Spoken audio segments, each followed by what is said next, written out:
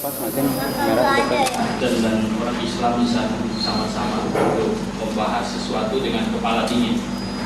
Jadi ini adalah sesuatu yang luar biasa sebenarnya, dimana seringkali kalau kita nonton televisi atau kita baca di koran, banyak hal yang mengkhawatirkan kita. Tetapi Forum Arimatea telah mengukir sejarah, memulai sesuatu yang kelihatannya agak lain begitu. Ya, jadi bisa bagaimana membuat satu forum di mana orang Kristen dan Islam bisa sama-sama duduk bersama. Oke, nah saya ingin menjelaskan seperti yang sudah ada di tangan masing-masing. Coba John.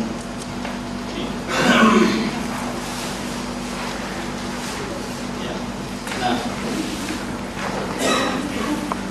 kalau kita lihat, ini hanya sekilas saja, coba difokus benar.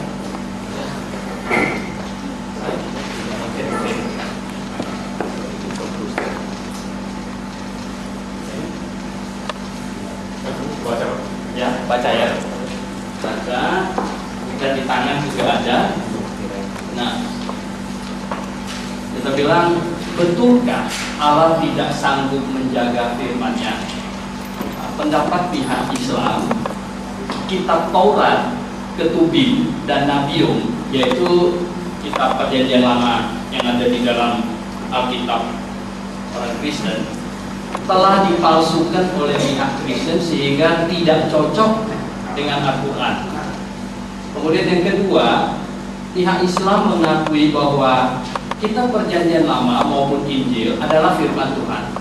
Tetapi karena ada bagian-bagian yang bertentangan dengan Al-Quran, maka yang bertentangan dengan Al-Quran telah dipalsukan. Kemudian yang ketiga, pihak Islam memunculkan Injil Barnabas sebagai yang asli karena banyak bagian Injil tersebut sesuai dengan Al-Quran. Walaupun 2 minggu yang lalu sudah dibahas, sebenarnya kitab Injil Barnabas ini nggak ada problem sedikit pun bagi orang Kristen, karena tidak ada satu sekte yang paling kecil sekalipun yang mengakui itu. Justru Injil Barnabas ini sebenarnya ada problem dengan orang Islam, karena Injil Barnabas bertentangan dengan Al-Quran juga, walaupun ada banyak kesamaannya, begitu. Tetapi kalau kita terima kan nggak bisa terima separuhnya, terimanya kan mesti bulat-bulat. Dengan kata lain, kalau Injil Barnabas benar, maka Quran salah, dan kalau Quran benar, maka Injil Barnabas salah, gitu. Nah, jawaban pihak Kristen adalah, satu, pihak Kristen bukanlah penerima kitab-kitab Perjanjian Lama, melainkan orang Yahudi. Jadi kitab Perjanjian Lama yang di dalam Alkitab orang Kristen itu bukan diturunkan pada orang Kristen, tapi diturunkan pada orang Yahudi. Pihak Kristen hanya memakainya dan menarik pelajaran dari kitab-kitab tersebut. Ya, jadi bukan pihak Kristen penerima, tetapi hanya pemakai. Orang Yahudi memiliki tradisi yang sangat menghormati kitab suci. Bahkan menulis nama Allah saja, mereka harus mencuci tangan dulu. Mustahil mereka berani merubah kitab suci. Lagi pula mereka tidak berkepentingan merubah kitab suci untuk menguntungkan kekristenan, karena hingga kini mereka menentang kekristenan. Jadi sesuatu yang kelihatannya mustahil, karena tidak mungkin orang Yahudi mau merubah kitab Perjanjian Lama mereka untuk cocokkan kepada konsep orang Kristen, karena orang Yahudi sendiri menentang orang Kristen sampai hari ini, begitu, ya kan? Jadi mana mungkin dia mau merubah kitab sucinya untuk senangkan musuhnya, gitu? Kan nggak mungkin. Kemudian ketiga, jika ada pihak yang menuduh sesuatu telah dipalsukan, tuduhan tersebut tidak valid jika yang bersangkutan tidak dapat menghadirkan yang asli, apalagi tidak pernah melihat yang asli. Nah, tuduhan tersebut gugur sesuai dengan akal sehat. 4. Injil Barnabas muncul ke masyarakat pada abad ke-16 dalam naskah bahasa Itali. Naskah tua Injil Barnabas ternyata banyak yang berbahasa Arab. Lagi pula banyak keganjilan dalam Injil Barnabas, sehingga siapapun yang mempercayai Injil Barnabas justru akan membuktikan yang bersangkutan tidak teliti atau bahkan memihak pada produk palsu. 5. Pihak Islam percaya bahwa Taurat, Zabur, dan Injil adalah firman Allah. Siapapun yang percaya bahwa firman Allah bisa dipalsukan sama dengan percaya bahwa Allah tidak sanggup memelihara firman-Nya. Allah tidak maha kuasa. Ya, jadi saya beli satu Quran yang baru gitu, ya. Dan sebenarnya di komputer saya ada yang online ya. Dan saya dapatkan banyak ayat di dalam Al-Quran yang mengatakan bahkan orang Islam diharuskan untuk percaya kepada Taurat, Zabur, dan Injil. Diharuskan, karena itu firman Tuhan. Nah, akhirnya kita mulai berpikir ini, kalau Taurat, Zabur, Injil adalah firman Tuhan, tidak sanggupkah Allah menjaga firman-Nya? Begitu. Ya, ini satu pertanyaan. 6. Baik kitab-kitab Taurat, Zabur maupun Injil, ya, TB, telah dibaca oleh masyarakat ratusan bahkan ribuan tahun. Bahkan kitab Taurat dan Zabur telah diterjemahkan ke dalam bahasa Yunani. Septuaginta itu diterjemahkan 200 tahun lebih sebelum Yesus lahir. Ya, jadi artinya kitab Perjanjian Lama sudah diterjemahkan dari bahasa Ibrani ke bahasa Yunani. Hasil terjemahannya disebut Septuaginta. Itu 200 lebih tahun sebelum Yesus lahir. Berarti 700 tahun sebelum Muhammad lahir. Itu sudah diterjemahkan. Nah, 2 abad sebelum Masehi dan kitab-kitab Injil telah disalin ribuan salinan, sehingga mustahil bisa dirusak atau dipalsukan keseluruhan salinannya karena ada perbandingannya. Sampai hari ini kitab Perjanjian Baru dalam bahasa Yunani naskah kuno ada kurang lebih 3.000 tersimpan di Museum London. Kalau bahasa Latin ada kurang lebih 8.000. Nah, sebenarnya Allah menjaga firman-Nya adalah dengan diperbanyak. Seperti saya katakan, walaupun Stalin dan Lenin segala mau memusnahkan Alkitab, mereka hanya bisa memusnahkan yang bahasa Rusia. Mereka tidak mungkin memusnahkan Alkitab secara keseluruhan, karena yang bahasa Rusia lah yang ada di negara mereka yang bisa dimusnahkan. Yang bahasa Inggris mana dia bisa, yang bahasa Mandarin mana mungkin, jauh dari bisa dimusnahkan. Oke, mungkinkah kitab Taurat, Zabur yang telah beredar ribuan tahun dan Injil yang telah beredar sekurang-kurangnya 500 tahun sampai zaman Muhammad dan telah disalin ribuan salinan, ya, di Museum London terdapat sekurang-kurang 3.000 kopi Injil yang disalin sebelum, ya, Muhammad lahir, bisa dinyatakan salah atau telah dipalsukan hanya karena ada perbedaan dari ucapan-ucapan Muhammad yang lahir tahun 570. Nah, ini perlu dipikirkan. 8. Siapakah yang lebih tahu Yesus disalib atau tidak disalib? Matius dan Yohanes yang hadir pada saat penyaliban, atau Muhammad yang hidup lebih dari 500 tahun sesudah peristiwa penyaliban? Anda lebih percaya pada saksi mata atau pada seseorang yang hidup 500 tahun sesudah peristiwa? Kemudian kesimpulan, pihak Islam dihadapkan, ini menurut pandangan Kristen, pihak Islam dihadapkan pada keadaan dua simalakama. Kalau kitab Taurat, Zabur, dan Injil benar, maka berarti Quran salah, ada kesalahan, ya, demikian sebaliknya. 2. Akhirnya mereka memilih dengan iman, bukan sesuai fakta bahwa Al-Quran benar, sehingga sekalipun melawan fakta, mereka harus menyatakan bahwa kitab Taurat, Zabur, dan Injil telah dipalsukan. 3. Dinaikkan sedikit atasnya, ya. Namun kita patut bertanya, kita mencari kebenaran atau pembenaran, dan kita mau masuk surga atau sekedar mau menang secara politis dan fisik di dunia. Saya mau masuk surga, bahkan mau mendapatkan kepastian masuk surga. Di dalam setiap iman ada resiko, yaitu masuk surga atau masuk neraka. Berpikir dan berargumentasi dengan kepala dingin adalah cara satu-satunya untuk mendapatkan kebenaran. Sebaliknya, kekerasan akan membuktikan ketidakbenaran. Jadi, oke, coba lihat lembar kedua. Nah, diturunkan dulu. Lembar kedua, ini Ismail atau Ishak yang dipersembahkan Abraham. Nah, kalau kita lihat jalur ini, Ismail, Abraham punya anak-anak dari 3 jalur sebenarnya. Ismail dari Hagar, Ishak dari Sarah, dan kemudian ada anak-anak keturah. Anak-anak keturah ada Midian, Medan, dan seterusnya. Nah, kalau dari Ismail kemudian muncul Muhammad, kemudian dari Abraham sampai ke Yesus. Kemudian dari keturah ini sebenarnya bangsa Midian, ada banyak bangsa yang lain muncul dari situ. Nah, ini menurut catatan di Kejadian, Abraham dipilih Allah untuk mendatangkan berkat bagi seluruh umat manusia oleh keturunan. Nah, ini ayat-ayatnya. Oleh keturunan mula semua bangsa di bumi akan mendapat berkat karena engkau mendengarkan firman-Ku. Rasul Paulus menjelaskan bahwa berkat Abraham itu disampaikan melalui Yesus yang menanggung dosa seisi dunia.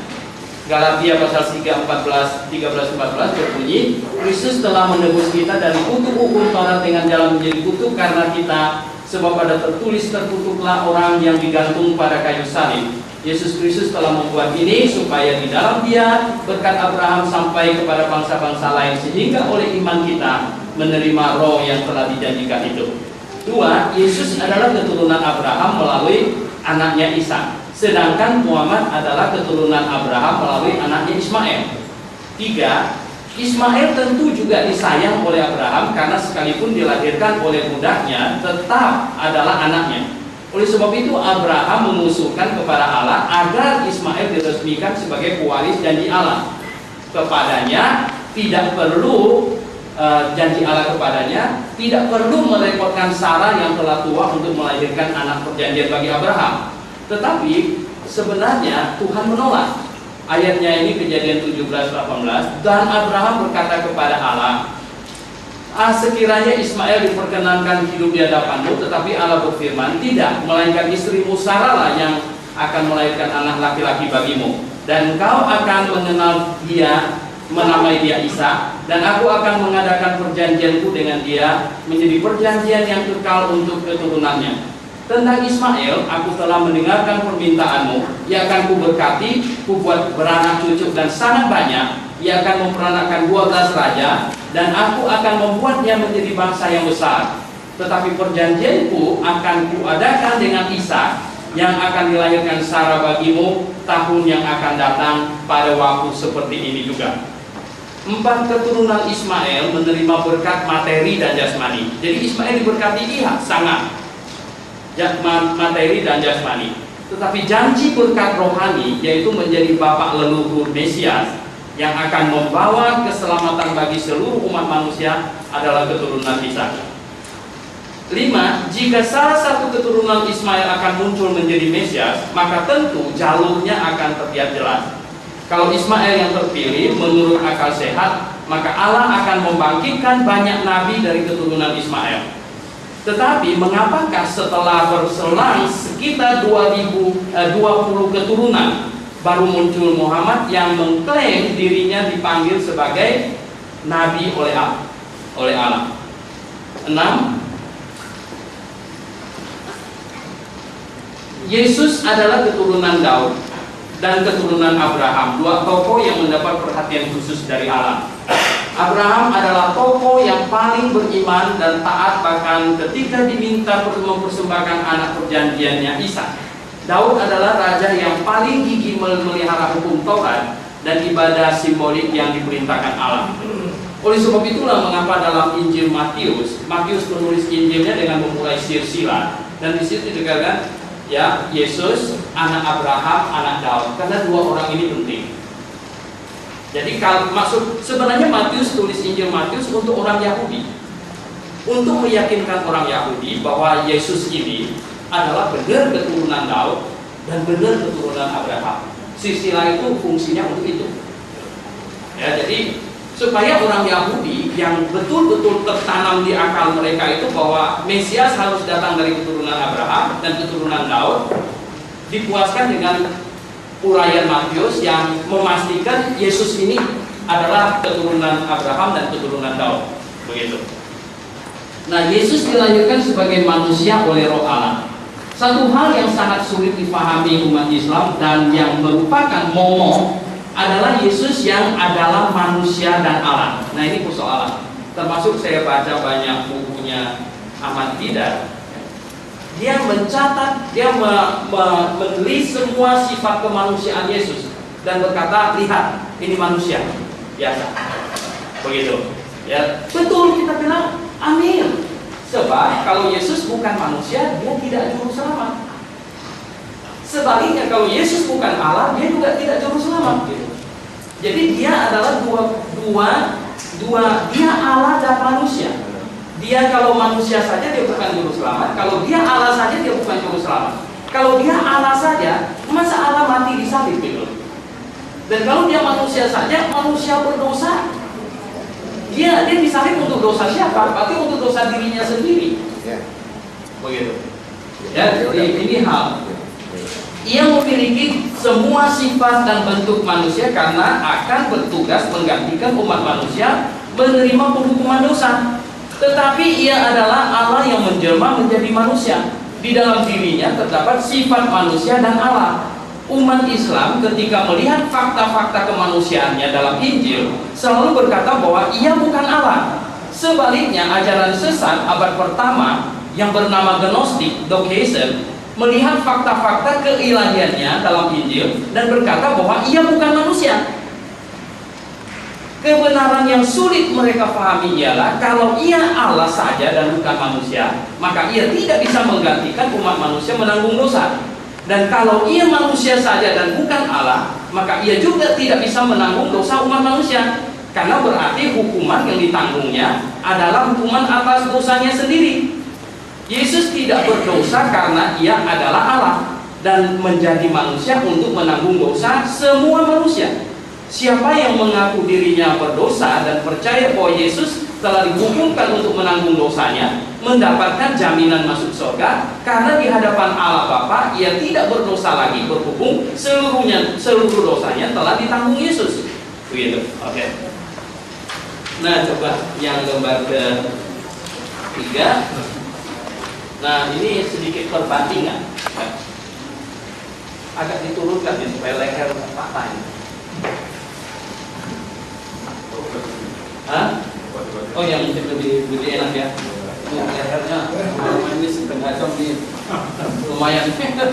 Uraian tentang Yesus Mesias atau Muhammad Mesias atas permintaan Forum Arimatea. Ini atas permintaan ini, Pak. Ini kenapa itu ditekan sedikit itu? Coba bangkunya ditarik ke sana, diangkat itu. Bangkunya ditarik ke sana. Ya. Bisa dibaca dia melengkung itu, kena panas. Nah, ini klaim umat Islam bahwa Alkitab menubuatkan kedatangan Muhammad. Terus sanggahan pihak Kristen. Ya, kira-kira begitu. Ahmad Didat dalam bukunya Injil Membantah Ketuhanan Yesus mengakui bahwa kata Al-Masih sama dengan Mesias atau Kristus. Al adalah kata depan preposition, ya, the, you know. Itu bahasa Arab ya. Dan ha adalah preposition bahasa Ibrani. Ya, jadi kalau Arabnya bilang Al-Masih, sebenarnya Ibraninya bilang Ha-Masih. Jadi alnya bahasa Arab, di Ibrani itu ha. Nah, jadi Al-Masih sama dengan Ha-Masih dalam bahasa Ibrani. Nah, baik dalam Quran maupun dalam Injil, Yesus disebut Kristus, yang artinya Mesias, yang dalam bahasa Arabnya adalah Al-Masih. Ada di kopi tadi. Kalau di dalam Al-Quran bahasa Inggris, edisi Yusuf Ali, ya, tahun 1935, ini bahasa Inggrisnya itu 9 kali, ya, paling kurang di dalam Quran Yesus disebut Kristus, Christ, ya. Seperti di sini ini, nah, Christ Jesus. Behold, the angel said, O Mary, Allah give thee glad tidings of word from him. His name will be Christ Jesus, the Son of Mary, held in honor in this world and hereafter, and of those nearest to Allah. Ayat ini sebenarnya berkata, kalau bahasa Indonesianya mungkin ada lebih baik di dalam Quran, bilang, ya, namanya akan disebut Yesus Kristus, anak Maria, yang akan dihormati di dunia ini dan di akhirat. Jadi Yesus Kristus akan dihormati di dunia ini dan akhirat. Ini Quran ini, surah berapa itu, tekan coba. Bukan ujungnya sedikit, ditekan supaya bisa dibaca. Surah 3 ayat 45. Nah, ini 9 ayat. Kalau di komputer saya itu, saya hanya ketik Christ Jesus, itu akan muncul ini. Nah, ini di surah sekian, yang menunjukkan bahwa Yesus itu Kristus, gitu. Oke, kembali yang tadi.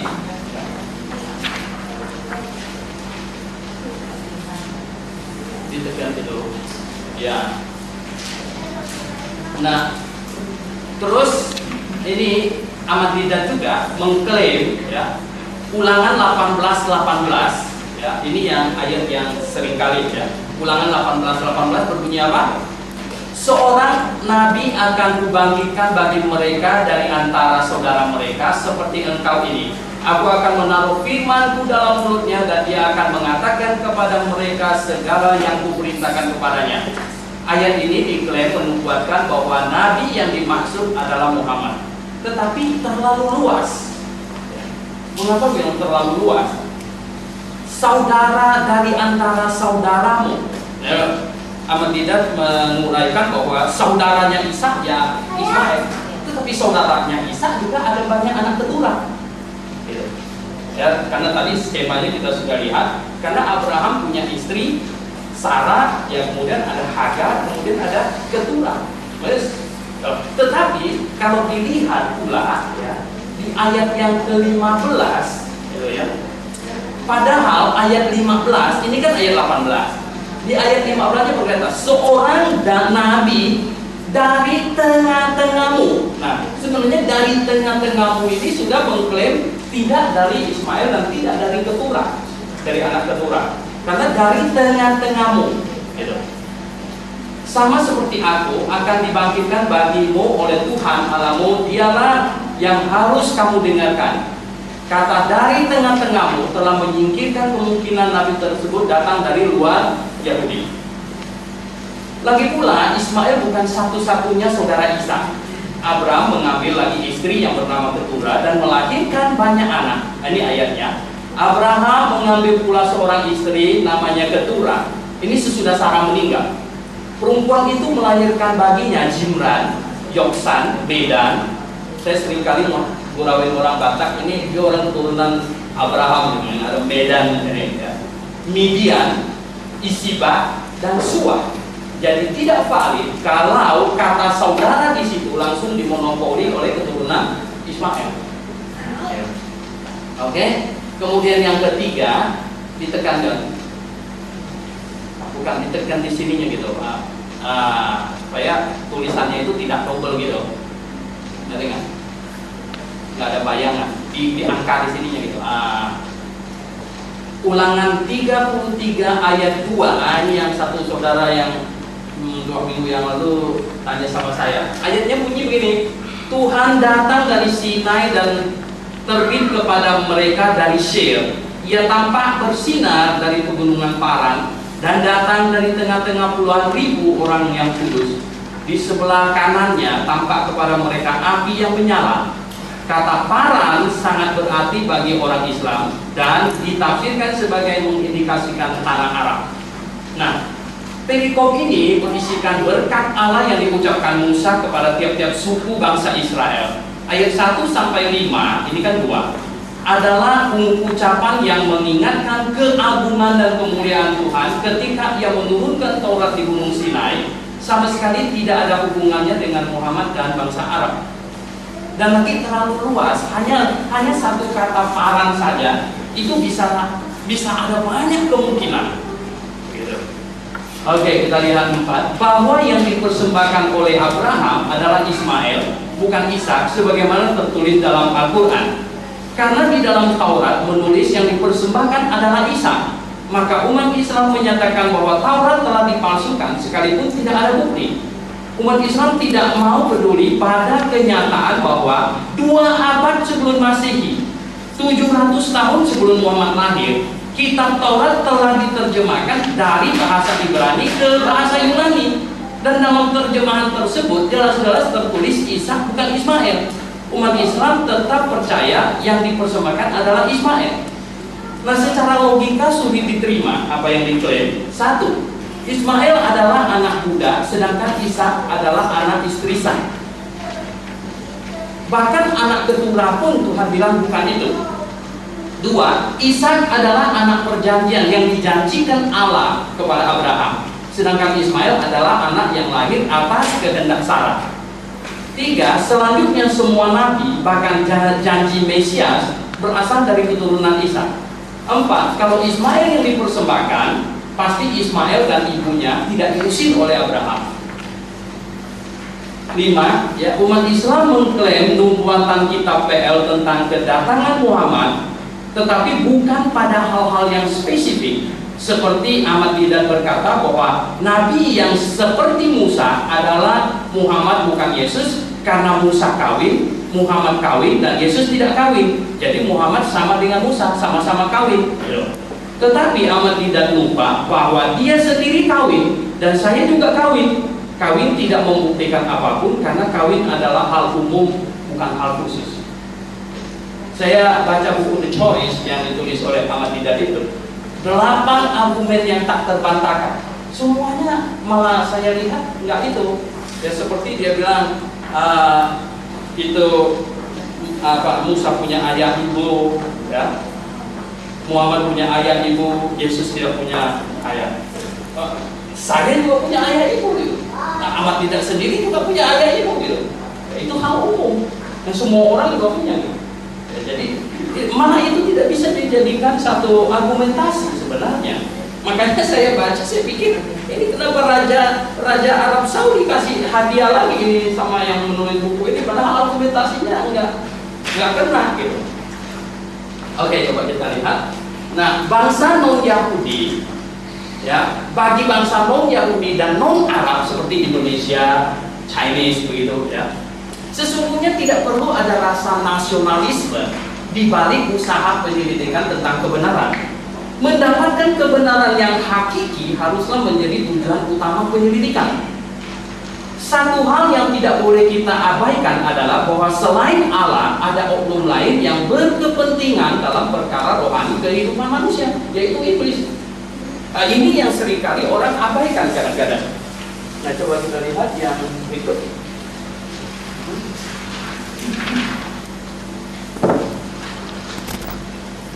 Nah, kalau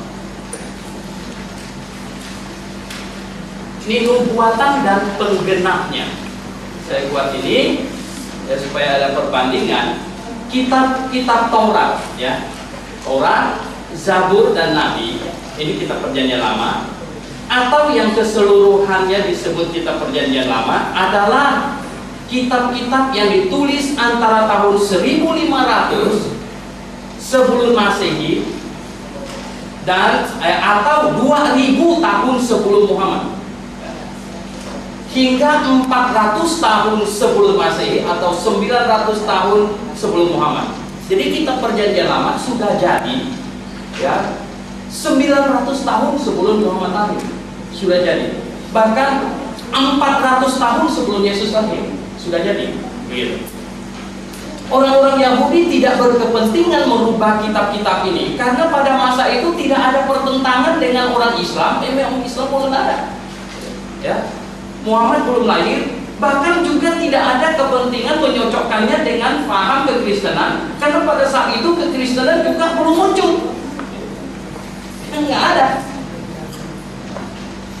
Jadi tidak ada pihak yang berkepentingan merubah isi kitab PL. Nggak ada. Kemudian gini, sekitar abad ketiga sebelum Masehi, jadi belum ada Kristen maupun Islam, kitab PL diterjemahkan ke dalam bahasa Yunani.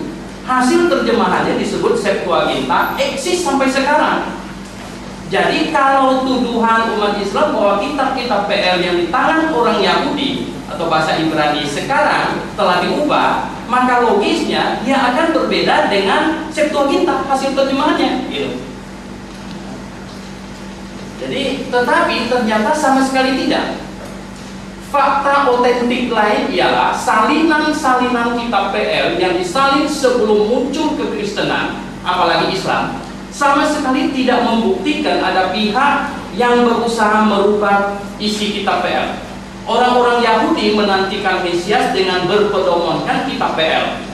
Mereka tidak menerima Yesus, tetapi sesungguhnya tidak mungkin muncul orang yang akan cocok dengan semua nubuatan lagi. Mungkin banyak teman-teman Islam tidak tahu bahwa orang Yahudi sampai hari ini tidak mau terima Yesus itu Mesias. Mereka tunggu-tunggu datang lagi Mesias, gitu. Dan waktu saya di Amerika, saya baca di satu surat kabar, mereka ribut sekali. Ada seorang rabi di kota New York yang sudah umur 70 lebih. Mereka bilang, mungkin ini Mesias, ya. Dan mereka bilang kalau dia Mesias, mereka akan bawa dia pulang ke Yerusalem, gitu. Tetapi kemudian ada pihak lain lagi yang menyangka kalau dia pulang masuk Yerusalem, sudah ditulis oleh Nabi Mika harus memasuki Yerusalem dengan menunggangi keledai muda.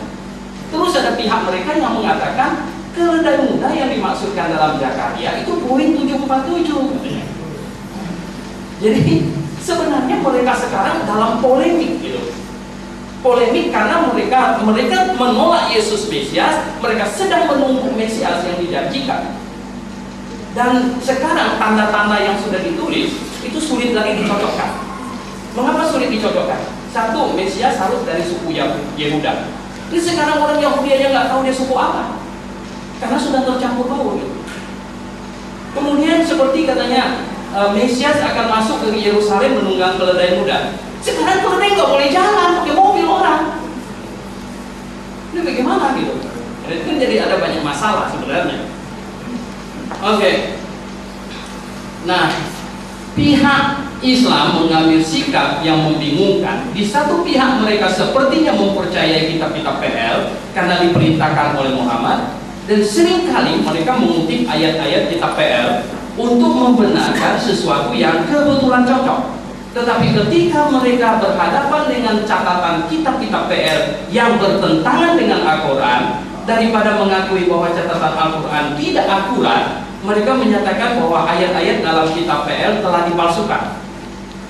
Pemalsuan ayat-ayat kitab PL boleh dikatakan mustahil karena 700 tahun sebelum Muhammad lahir, kitab PL telah diterjemahkan. Seandainya kitab PL dipalsukan pada zaman Muhammad oleh orang Yahudi atau Kristen yang tidak senang pada Muhammad, maka edisi palsu tersebut pasti akan berlainan dengan edisi terjemahan.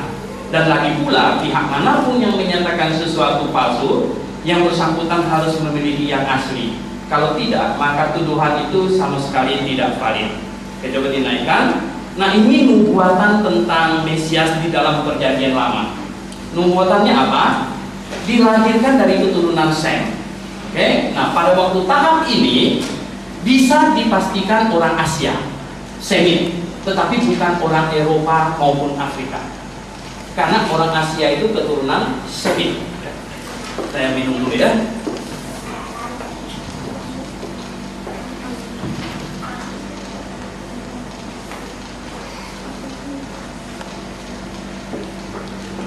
Jadi Yesus pasti bukan orang Barat. Maksudnya Mesias pasti bukan orang barat. Kemudian nubuatan kedua dari keturunan Abraham. Sebenarnya ini masih ada banyak di atasnya. Saya potong saja. Dari keturunan Abraham. Nah, berarti bisa Yahudi, bisa Arab, atau salah satu keturunan Abraham, tetapi pasti bukan orang Tionghoa atau Jawa. Ya, sudah dipagari.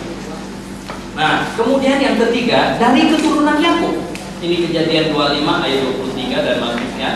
Pasti orang Israel, tidak dari bangsa lain. Tidak mungkin Muhammad, tetapi mungkin Yesus, karena dia keturunan Yakub. Dari keturunan suku Yuda. Nah, tetapi tidak dari bangsa lain, bahkan tidak dari keturunan suku lain.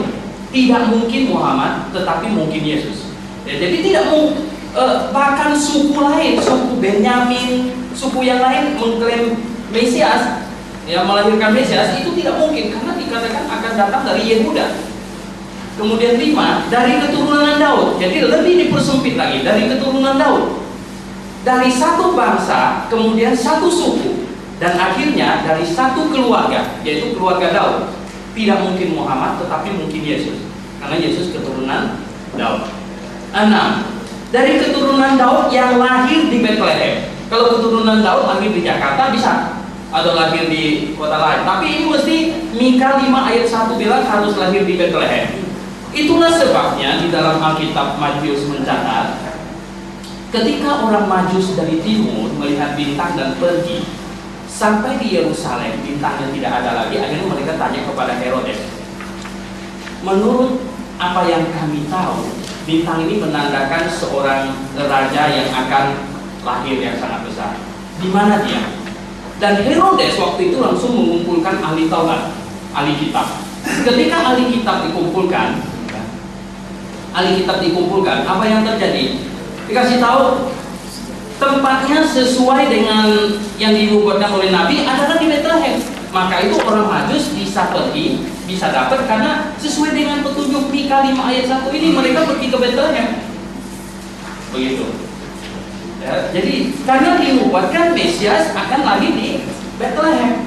Oleh sebab itu Yesus jadi pertentangan karena setelah besar dia disebut Jesus of Nazareth. Yesus orang Nazaret.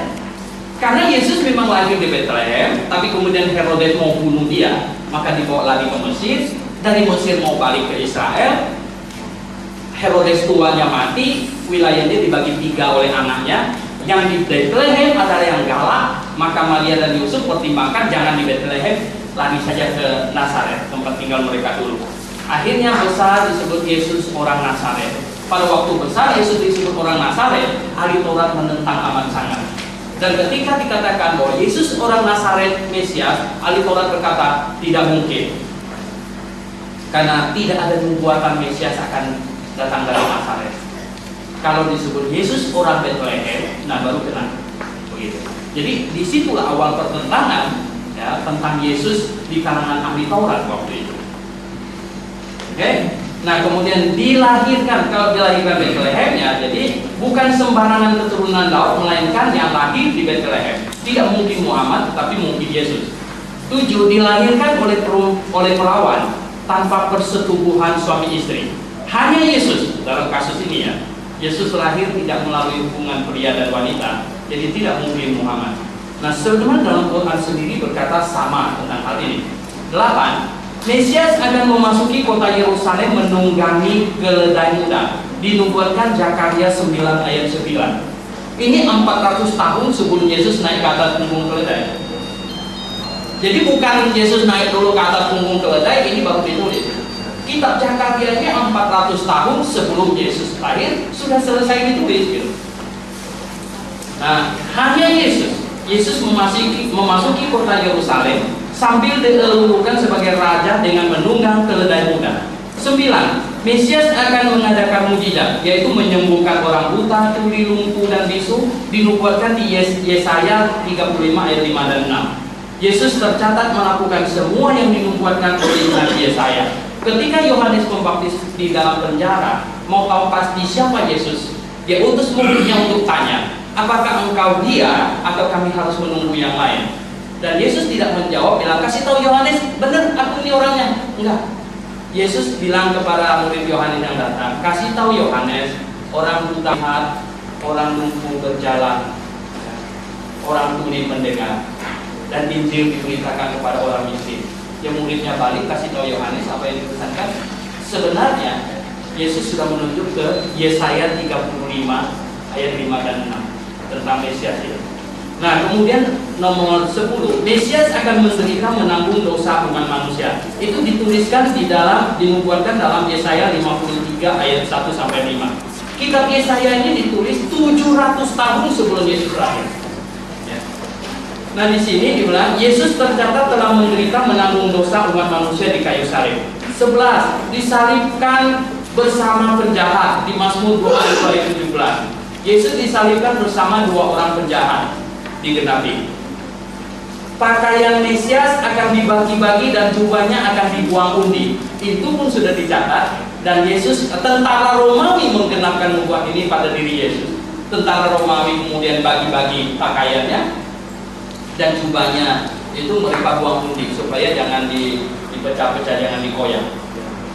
Kemudian yang ke-13 di sini, Allah akan meninggalkan Mesias ketika sedang menanggung dosa seisi dunia. Tertulis di Mazmur 22 ayat 2. Di Mazmur 22 ayat 2 bahasa Ibraninya Eli Eli lama sabachthani, persis sesuai dengan waktu Yesus di atas kayu salib berseru Eli Eli lama sabachthani, ditulis oleh Daud kira-kira 1000 tahun sebelum Yesus disalib. Kata itu, ya. Jadi kata Eli Eli lama sabachthani itu ditulis oleh Daud kurang lebih 1000 tahun. Dalam bahasa Indonesianya sudah diterjemahkan di situ, Allahku, Allahku, mengapa engkau meninggalkan aku? Persis, ya. Oke, coba ganti yang lain. Terakhir. Oke, baik. Oh, gitu ya. Enggak terasa ya. Oke, coba kita lihat. Nah, Dr. Herbert Lockyer dalam bukunya All the Messianic Prophecies of the Bible mendaftar 300 nubuatan kitab PL Mesias digenapi oleh Yesus. Bahkan Al-Quran sekurang-kurangnya 9 kali menyebut Yesus Mesias atau Al-Masih, atau dalam bahasa Inggris Christ. Ya. Ini surah sekian-sekian ini. Mesias ini bahasa Indonesia. Ya. Atau ya Mesia, ya, Mesia bahasa Ibraninya ini, atau Al-Masih bahasa Arab, atau Christ bahasa Inggris, atau Christos bahasa Yunani, adalah orang yang diurapi artinya. Literalnya orang yang diurapi. Pada awalnya jabatan orang yang diurapi adalah jabatan raja, imam, dan nabi. Akhirnya dalam kitab Daniel 9:26, penyelamat atau pribadi yang ditentukan Allah untuk menyelamatkan manusia disebut seorang yang telah diurapi. Sejak bangsa Israel pulang dari pembuangan di Babel, berkembang bahwa juru selamat adalah Mesias dan adalah Allah sendiri. Ya, Yesus dengan sadar menyandang titel Mesias. Dalam satu kesempatan dia bertanya kepada murid-muridnya pendapat orang tentang dirinya. Kemudian dia bertanya kepada mereka tentang pendapat mereka sendiri. Petrus menjawab, engkau adalah Mesias, anak Allah yang hidup. 3 orang Yahudi pada zaman Yesus tahu persis bahwa Mesias adalah Allah sendiri. Apalagi titel anak Allah. Dan titel anak manusia pun menunjukkan keilahiannya. Jadi titel anak manusia pertama kali diungkapkan dalam Daniel 7:13. Anak Allah, anak manusia adalah titel Sang Mesias. Jadi dia anak Allah, anak manusia. Gitu. Nah, Muhammad sesungguhnya mengakui bahwa Yesus adalah Mesias. Dia menyebut Yesus sebagai Nabi, juga menyebutnya Imam, yaitu Imam Mahdi, dan juga Raja yang akan menghakimi. Jadi Muhammad mengakui kemesiasan Yesus dengan memberikan 3 jabatan yang sangat khusus ini. Namun secara keseluruhan pengetahuan Muhammad tentang Yesus agak kacau karena ia mendapat informasi dari sekte Kristen yang sesat, yaitu sekte Nestorian. Akibatnya Muhammad gagal memahami keilahian Yesus. Dan lagi pula pada saat itu Alkitab belum berwujud satu kitab, melainkan masing-masing kitab terpisah-pisah, sehingga pengutipan Muhammad terhadap cerita Alkitab tidak bersifat menyeluruh, melainkan terpotong-potong. Agama-agama di dunia mengajarkan bahwa masuk surga ditentukan melalui perbuatan manusia, bahkan Allah menimbang perbuatan manusia. Kalau ternyata perbuatan lebih baik, maka ia boleh masuk surga, sedangkan kalau perbuatan buruk, dia akan masuk neraka. Nah, kekristenan menyatakan bahwa semua manusia telah berbuat dosa dan dosa tidak dapat dihapuskan melalui perbuatan baik, melainkan dijatuhi hukuman, dan hukuman yang harus ditanggung manusia itu telah ditanggung oleh Sang Mesias ketika ia dihukum di kayu salib. Orang yang akan masuk surga adalah yang bertobat dan percaya bahwa Yesus telah menanggung segenap dosanya. Kesimpulan, jika agama Buddha benar dan agama Islam benar, yaitu masuk surga melalui perbuatan yang baik, maka orang Kristen tetap akan masuk juga karena perbuatan mereka lumayan baik. Tetapi ya, kalau masuk surga dengan perbuatan, saya masuk. Di perempatan jalan saya sering kasih cepek. Saya siapkan di mobil saya koin cepek banyak sekali. Ya, kalau jadi masuk surga melalui perbuatan baik, saya masuk juga. Pasti masuk. Saya bikin panti asuhan lagi, anak yatim piatu, masuk loh. Nah, jadi tetapi sebaliknya, jika kekristenan yang benar, maka sangat disayangkan karena setiap orang yang tidak bertobat serta percaya kepada Yesus sebagai juru selamat akan berakhir di neraka. 8. Beriman itu sama dengan tindakan mengambil resiko, bahkan resiko yang lebih besar dari terjun payung tanpa latihan, tanpa payung. Ya, tentu tidak ada satu manusia pun yang mau terjun payung tanpa latihan, melainkan hanya melalui diyakinkan oleh orang lain, atau karena dilahirkan dari keluarga yang sudah pernah terjun payung. Gitu. Saya tidak menyesal, supaya tidak menyesal di neraka, jangan menjadi orang yang beriman karena faktor keturunan, melainkan jadilah orang beriman setelah melalui pertimbangan. Dan mengingat sangat pentingnya masalah keselamatan jiwa, tentu tidak sekedar menimbang, melainkan menimbang dengan sungguh-sungguh, yaitu setelah mendapat informasi yang cukup dari berbagai pihak. Syarat utama untuk menimbang dengan baik ialah tanpa paksaan. Kebenaran tidak memerlukan paksaan, sedangkan ketidakbenaran selalu mengikutkan paksaan, bahkan ancaman. Begitu. Oke, mungkin masih ada. Ini hanya sedikit saja, cukup lah. Ya, oke, cukup. Ini bisa dibaca. Oh, yuk, silakan Pak. Tadi kita jadi moderator dulu ya. Baik. Terima kasih kepada Pak Suyanto. Tadi kita sudah sama-sama mendengarkan uraian yang cukup bermutu dan cukup bagus ya. Saya anggap cukup bagus, dan ini banyak hal yang baru barangkali kita dengar. Ini akan menjadi bahan pertimbangan kita semua dalam dialog kali ini. Sebelumnya, kami dari Alimatera ingin membagikan VCD gratis, khususnya kepada teman-teman dari umat Kristiani yang barangkali ingin mengetahui begini, Bapak Ibu dari rekan umat Kristiani, bahwa Islam itu menganggap Al-Quran itu adalah mukjizat terbesar dari Nabi Muhammad. Nah, mungkin dari rekan-rekan Kristiani tidak tahu, tidak memahami mengapa sih Al-Quran itu disebut mukjizat Nabi Muhammad terbesar. Nah, kami akan memberikan visi gratis, tidak usah bayar, silakan. Tadi siapa? Pak Heri? Ada di sini. Khususnya kepada umat Kristiani saja, karena sedikit visinya. Kalau umat Islam saya kira insya Allah sudah tahu ya. Silakan Pak, sebelum dimulai. Untuk barangkali lebih mendetailkan dari uraian Pak Suyanto tadi, silakan barangkali siapa yang ingin bertanya dahulu. Baik, silakan Bapak yang duluan menunjuk, Pak Buhari Firmansyah. Beliau nama aslinya ada siapa namanya? Tan Chin Hui nama aslinya, dan kebetulan beliau sudah masuk Islam kurang lebih 2-3 tahun yang lalu. Dan kali ini bertanya, silakan. Ya. Terima kasih atas waktu yang diberikan. Mengenai itu Alkitab, saya itu tertarik pada sejarahnya, bahwa ada tokoh lain, karena latar belakang saya Katolik, itu saya akan mensipir Tom Jacob bahwa Tom Yakob menyatakan sulit untuk menjawab secara pasti kapan Alkitab itu pertama kali ditulis, karena ada kurun waktu periode yang cukup panjang, sekitar 1500 tahun.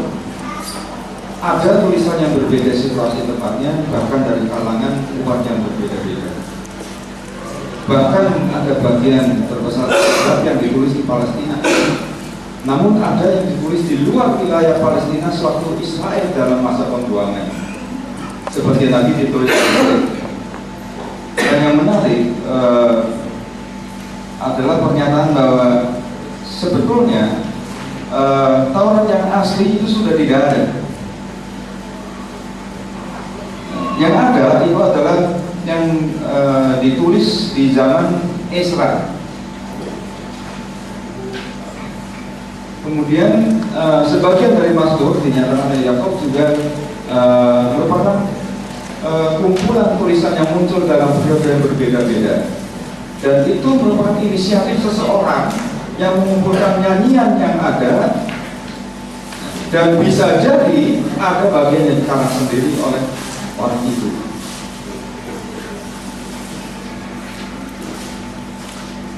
Lalu di manakah naskah asli Perjanjian Lama? Dinyatakan tidak ada, sebab naskah yang paling tua mungkin ditulis sekitar 1200 tahun sebelum Masehi.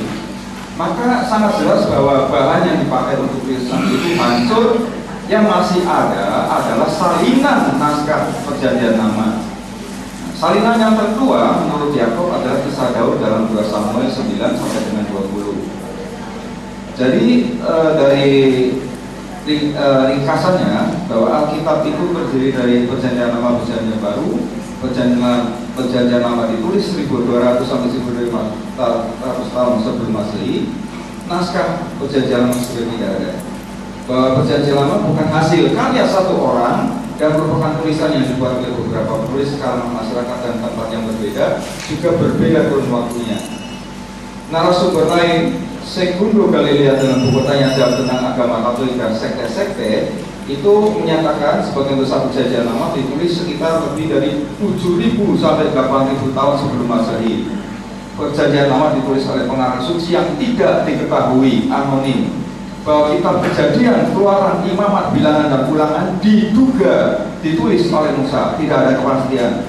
Kitab Yosua, Hakim-Hakim, Rut, Samuel, 2 Samuel, 1 dan 2 Raja-Raja, 1, 2 Tawarikh, Esra, Esther merupakan kitab sejarah bangsa Israel yang tidak dikenal siapa penulisnya.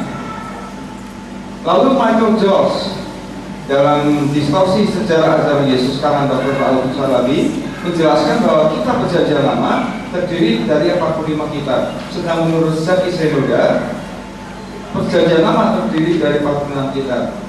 Lalu Tom Yakob berkomentar tentang perbedaan jumlah Perjanjian Lama itu semuanya benar, karena yang menyatakan 45 menghitung berdasarkan kitab Perjanjian Lama bahasa Ibrani dalam Septuaginta, terjemahan Perjanjian Lama bahasa Ibrani ke dalam bahasa Yunani, kitab Isra dan Nehemia dijadikan satu. Karena itu jumlahnya 45. Kesimpulannya berdasarkan kajian itu bahwa sebagian besar penulis kitab suci Perjanjian Lama tidak dikenal, alias tidak diketahui dengan jelas siapa penulisnya.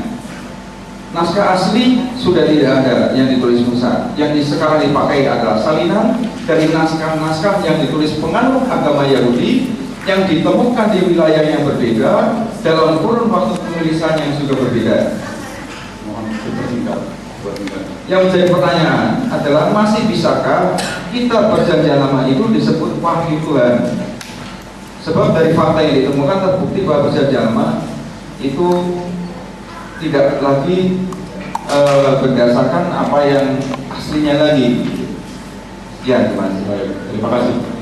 Mungkin pertanyaannya adalah singkatnya, masihkah bisa dipercaya gitu ya? Mungkin ya, berhubung rasa sejarah tadi menyatakan demikian. Mohon kepada rekan-rekan yang lain, pertanyaannya lebih ke penubuatan ya. Nah, kalau beliau ini terlalu umum, jadi mohon lebih menjurus ke Mesias ini. Satu-satu saja langsung dijawab supaya memudahkan. Nanti saya bingung. Baik, silakan Pak. Mari. Ya, Pak. Oke Pak, siapa namanya? Pak, namanya sekarang Pak Bukhari sudah dirubah. Bukhari, ya. Pak Bukhari, saya pikir sesuai dengan apa yang Bapak kemukakan tadi, itu benar bahwa tidak ada alat tulis yang tahan lebih dari 1000 tahun. Tidak ada. Problem ini sama dengan Al-Quran, sama dengan semua kitab yang lain. Tidak mungkin ada alat tulis yang kecuali itu ditahan di batu granit begitu, baru bisa. Nah, itulah sebabnya maka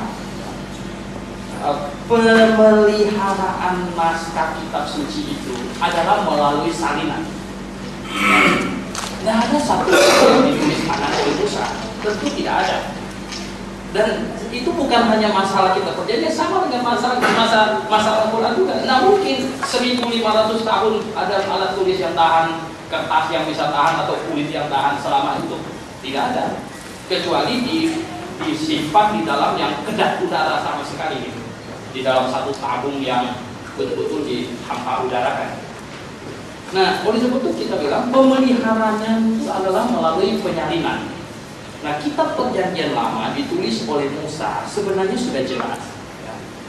Bahkan sebenarnya Al-Quran sendiri, Muhammad sendiri memberi kesaksian kitab Taurat diturunkan kepada Musa. Gitu. Nah, mengenai teolog-teolog yang Pak Bukhari tadi sebutkan itu, memang kita ada masalah dengan teolog yang demikian ini. Kalau saya bisa bilang mereka ini ateis sebenarnya. Mereka bukan hanya menentang Alkitab, mereka menentang Quran juga. Gitu.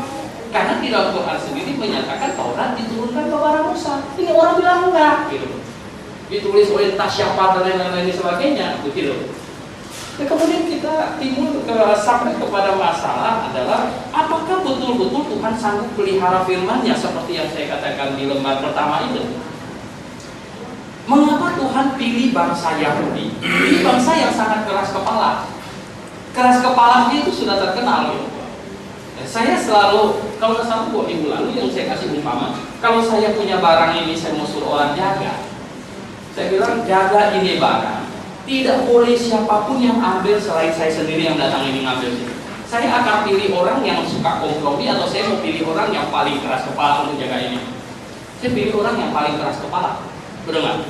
Kalau pilih orang yang kompromi, sebentar diambil orang. Nah, bangsa Yahudi adalah bangsa yang sangat keras kepala, dan kita sendiri memang akhirnya mereka menjadi bangsa yang tidak disukai di muka bumi ini, gitu, oleh segala macam suku bangsa di muka bumi ini. Tetapi kekerasan kepalanya itu dipakai oleh Allah untuk jaga kitab perjanjian lama sebenarnya. Jaga itu, jaga apa?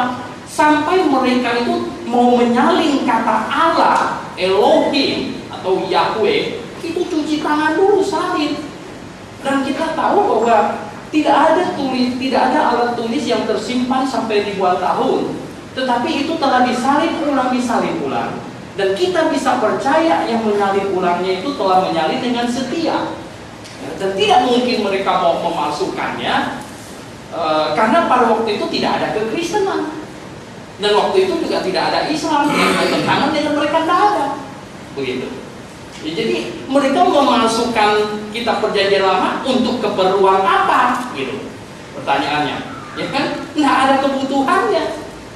Jadi, timbul pertentangan itu sudah belakangan, sudah sangat belakangan. Itu pun sebenarnya salinannya itu sudah sedemikian banyak. Begini, sepulang orang Yahudi dari pembuangan Babylon, sebenarnya terjadi kebangunan rohani. Artinya begini. Sebelum pembuangan ke Babylon, orang Yahudi itu sempat menyimpang pada zaman Elia, mereka menyembah Baal dan lain sebagainya. Zaman Yesaya, Yeremia diperingatkan kalau mereka tidak bertobat, mereka akan jadi budak selama 70 tahun. Dan mereka tidak bertobat, akhirnya betul Babylon datang, caplok mereka dan dibuang jadi budak. Nah, disitulah akhirnya mereka terduduk untuk merenungkan betul apa yang dinubuatkan oleh Nabi Yeremia, bahwa kalau kita tidak bertobat akan jadi budak. Oleh sebab itu sepulangnya mereka dari pembuangan terjadi kebangunan rohani. Nah, sebenarnya momen itu dipakai oleh Allah untuk memelihara firman-Nya. Mengapa? Karena sepulang dari Babylon terjadi kebangunan rohani. Dulunya tempat ibadah itu hanya di satu tempat di Yerusalem. Sepulang dari Babylon, mereka mendirikan yang namanya sinagog-sinagog di setiap kota. Ya. Dan dulunya hanya beberapa set kitab yang disalin, kitab Taurat mengalamikan ditaruh di bait Allah. Tetapi sepulang dari Babylon, itu disalin sehingga di setiap-tiap sinagog ada kitab perjanjian lamanya. Ya, jadi dengan demikian maka salinan itu sudah semakin banyak di mana-mana. Karena di setiap sinagog ditaruh salinannya. Sampai pada zaman Yesus di kota, kalau tidak salah, Kapernaum, dia memasuki rumah ibadah dan dia disodorkan kitab Yesaya untuk membaca. Karena kebiasaan mereka untuk membacakan ayat. Dan Yesus membaca kitab Yesaya, dia tutup itu dan mereka tunggu-tunggu, ini kok nggak ada penjelasan gitu. Dan mereka tunggu penjelasannya, Yesus hanya menjawab, sudah digenapi. Karena yang dia baca adalah mengenai kedatangan Mesias. Jadi dia tutup, dia bilang sudah digenapi. Dan mereka bilang, apa ini orang ngomong apa gitu. Ya, jadi sekarang persoalannya seperti yang saya kemukakan di lembar beberapa tadi, siapapun kita ini yang tidak lagi bisa terima kitab perjanjian lama itu utuh telah dipelihara oleh Allah, sama dengan kita meragukan kemampuan Allah untuk memelihara firman-Nya. Kok dia bisa pelihara dunia yang begitu besar, tidak sanggup pelihara firman-Nya? Ini sesuatunya agak aneh gitu. Ya. Oke. Saya kasih pengulangan satu kali biar agak lebih tuntas. Kalau tidak ada, Bapak mau puas jawabannya? Bentar ya, singkat Pak ya.